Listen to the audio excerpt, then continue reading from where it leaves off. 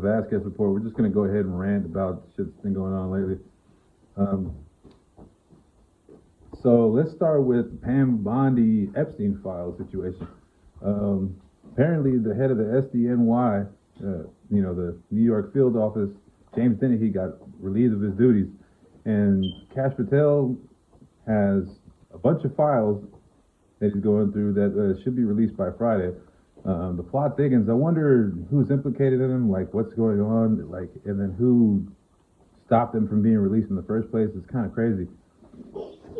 I don't really blame Pam Bondi, because initially she thought she had everything, and then she released a letter to Kash, and then was just like, okay, well, why aren't they releasing the files? Who's keeping it locked away?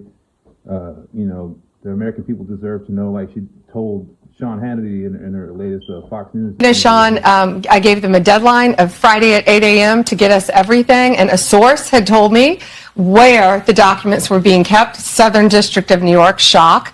So we got them all by, hopefully all of them, Friday at 8 a.m., thousands of pages of documents. I have the FBI going through them, and Kash is also, now that we have Kash here, it's a game changer, of course, and Kash is going to, Director Patel, is going to get us a detailed report as to why the FBI withheld all of those documents. Okay, I want to be clear, because I think people got frustrated because they were expecting more.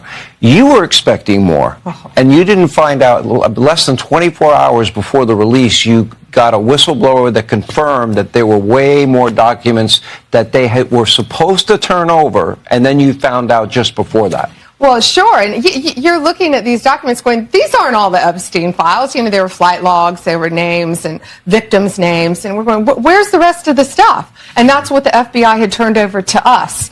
And so a source said, whoa, all this evidence is sitting in the Southern District of New York. Yep. So based on that, I gave them the deadline, Friday at 8, a truckload of evidence arrived. It's now in the possession of the FBI. Kash is going to get me, and himself really, a detailed report as to why all these documents and evidence had been withheld. And, we're going to go through it as fast as we can, but go through it very cautiously to protect all the victims of Epstein, because there are a lot of victims. Everybody was on Kash Patel and Pam Bondi's case like that, like they didn't just get sworn in 2 weeks ago. Give them time to work, people. It takes a second to weed out all the deep state and swamp people that are still burrowed in or dig in, as James Dennehy said before he got his ass canned. It's going to take a second before the DOJ and the FBI are fully under Pam Bondi and Kash Patel's control. So everybody who's asking for arrests and fire this and fire that just need to take a second, take a chill pill, and let the people do their job. I think that they'll do it. They're going to do well, and just give them a second to work. NATO. For instance, NATO. Like, if the European Union and the UK want to anger Russia and go to war with Russia, go ahead, but do it without the United States. And if they really are serious about trying to start World War III, you're going to go at it alone. You're not going to provoke the United States into a war with one of the superpowers that have nuclear weapons, have a big army, and the European security and UK's security is more at stake than America's security.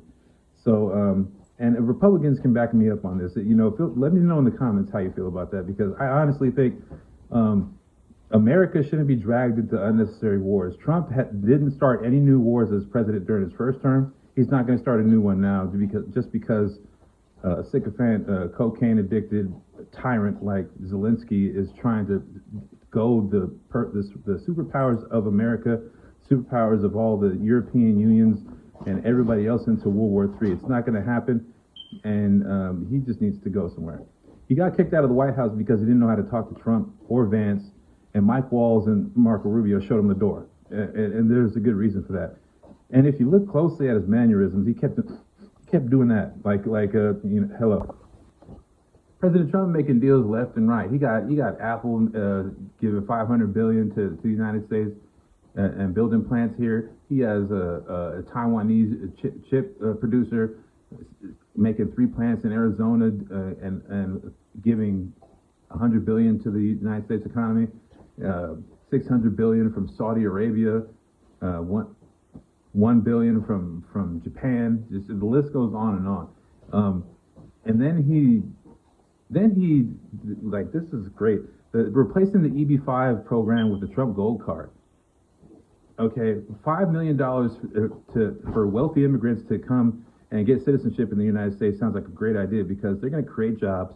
They're gonna attract more wealthy people. And if you think about it, what are there, 56 millionaires globally, and 56 million globally. So what's the debt? The debt's 36 trillion. So if only 7.2 million people that are millionaires sign up for the gold card, there is no more American debt. It's completely paid off. Just think about that for a second. And how do you feel about the Trump Gold Card program? Let me know in the comments. And honestly, like, if you go to the White House, don't go and lecture the president about what he's going to feel and when he's going to feel it and in the future. You're coming over there for aid. You got your hat in your hand asking for money and security guarantees, and we can't beat Russia without the United States. And you could tell Trump started to get pissed off after a second. He was like, I don't want ceasefire. And like, he started making fun of him.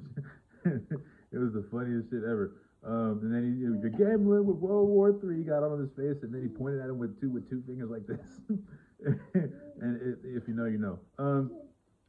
So that was interesting. And then JD Vance interjection is like, have you thanked us once?